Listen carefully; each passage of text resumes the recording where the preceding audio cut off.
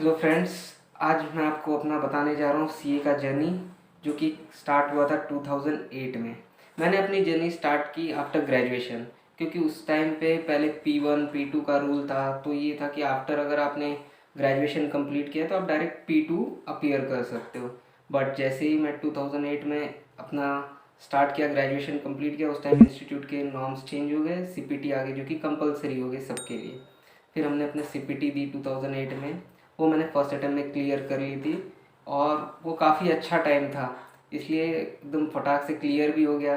तो उसके बाद एक अलग सा कॉन्फिडेंस आ गया कि हाँ भाई, हम सीए फर्स्ट अटैम्प्ट में क्लियर कर लेंगे।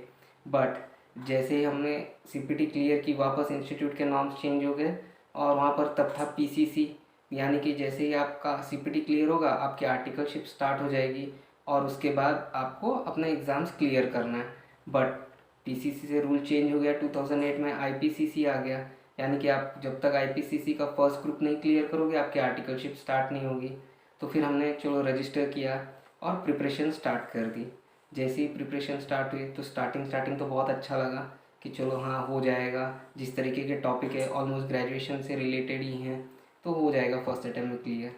तो यहीं पर हमारा ओवर कॉन्फिडेंस आ गया और ओवर कॉन्फिडेंस में ही हालत ख़राब हो गई।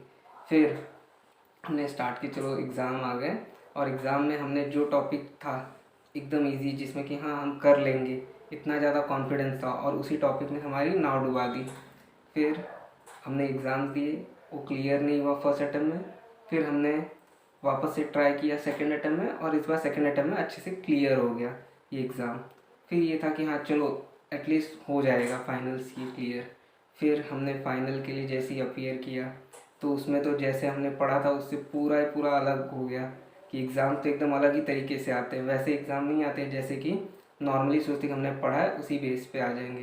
CA final totally practical base है, जो आपने आर्टिकलशिप में आपने जो भी सीखा है उसी के बेस पे ही एग्ज़ाम देना है और क्या आपका लॉजिक चलता है वहाँ पर। और उसमें भी सबसे टफेस्ट पेपर आएगा आपका कॉस्टिंग का, कि जो कि सबसे ज़्यादा उसी में कॉस्टिंग और आईटी, उसी में आपकी हालत ख़राब हो जाती है।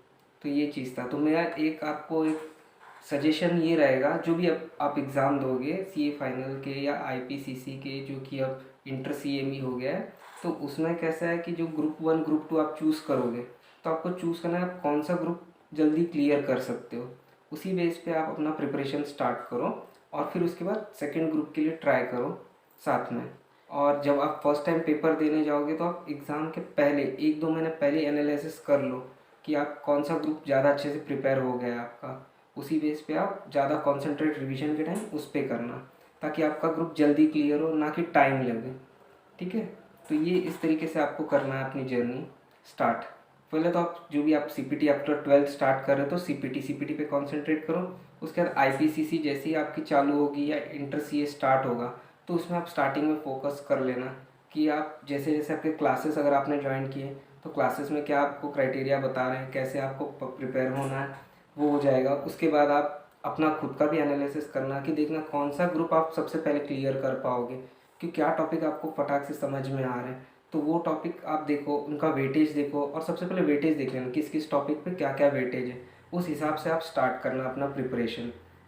और जैसे ही आपका फर्स्ट ग्रुप या सेकेंड ग्रुप जो भी आप चूज़ करोगे तो फर्स्ट उस पर कॉन्सेंट्रेट करना। उसके बाद जो टाइम अगर बचता है आपके पास तो जो भी ग्रुप आपने दूसरा सेकेंड ग्रुप या फर्स्ट ग्रुप जो भी आप चूज़ कर रहे हो सेकेंड प्रायोरिटी के लिए, फिर उसके कुछ टॉपिक्स पे कॉन्सेंट्रेट करना। और दोनों ग्रुप आप साथ में दे रहे हो तब तो फिर आपके ऊपर है आप कितने अच्छे से प्रिपेयर हो सकते हो वो करना। ठीक है, और उसके बाद वो हिसाब से आप एग्ज़ाम दे देना और सेम स्ट्रेटजी आप रखना फाइनल के लिए। और इन दोनों के बीच में आएगा आपका आर्टिकलशिप, जो कि सबसे इम्पॉर्टेंट चीज़ है आपको एग्ज़ाम सीए फाइनल क्लियर करने में। क्योंकि आप जिस तरह आर्टिकलशिप में आप मेहनत करोगे, जितने अच्छी जगह से आपने आर्टिकलशिप की है उसके ऊपर बहुत डिपेंड करता है आपका सीए फाइनल।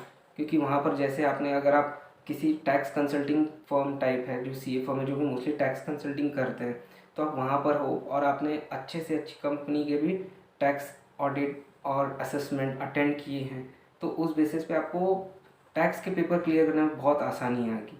क्योंकि वहाँ पर जो सीए फाइनल के एग्ज़ाम्स होते हैं उसके जो क्वेश्चंस होते हैं वो प्रैक्टिकल बेस होते हैं, ना कि थियोरेटिकल और जैसे बुक में हमने पढ़ा वैसे ही होंगे। क्योंकि वहाँ पूरा का पूरा केस स्टडीज़ होगा।